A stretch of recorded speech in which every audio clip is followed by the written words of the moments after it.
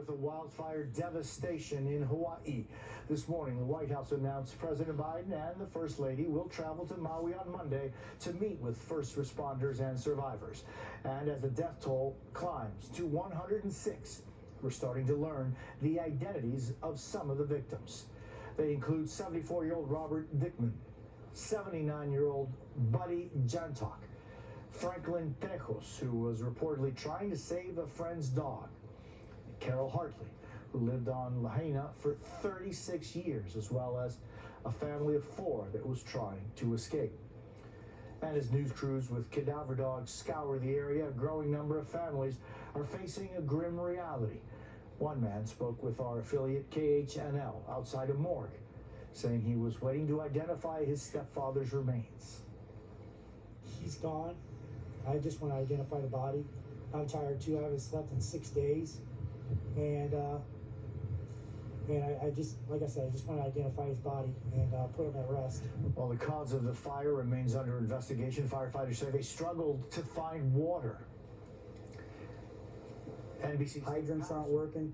That's no different than cops being in a gunfight without bullets. NBC Steve Patterson joins us from Maui. Steve, good morning. 3 lawsuits have been filed against Hawaii's main power company. What do we know?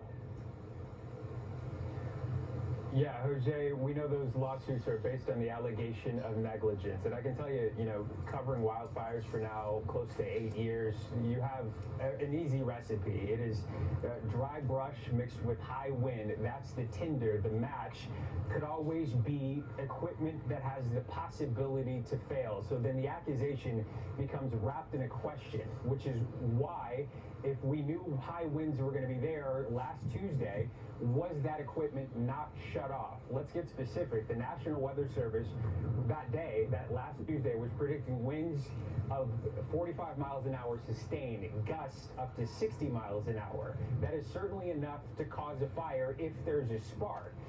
So again, the accusation comes from those allegations, which is there should have been something done well before the fire even started. That's what we're hearing from attorneys. That gets into, of course, things that are a little bit more complicated, right? It is not easy to shut off power to an entire region of a specific island, especially when it's so well integrated in these population centers that could feed medical equipment, it could feed other things. That will factor into the discussion, as well as what was sort of on the list of things that could affect this island. Where was the possibility of wildfire? That is something that I think is in a discussion with the emergency managers and the government when it comes to talking to the power companies. But again, the accusation stands, and that's the reason for the lawsuits. Meanwhile, citizens, residents are wrestling with this, especially ones that have lost their home. And on top of knowing sort of where this might be going as far as nailing down a cause, they're also struggling with the fact that they feel like they had no warning. I want to play for you some sound of a resident who lost everything. Listen to this. It's all gone in a minute.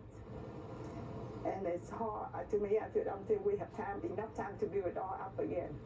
Because so many years we put all hard working that we have in that house, everything.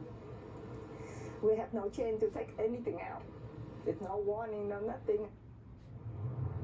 Meanwhile, that death toll continues to increase. The search zone is now about close to 27 to 32% complete. The death toll, of course, expected to go up beyond that. There's one other major thing happening today. You might see behind me flashing lights. We're at a checkpoint.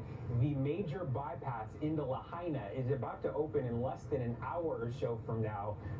That is all traffic. Anybody can now go into that zone for a specific amount of time based in waves. That is a huge development here as residents and homeowners have been complaining about getting access and getting potentially crucial supplies back to where they live.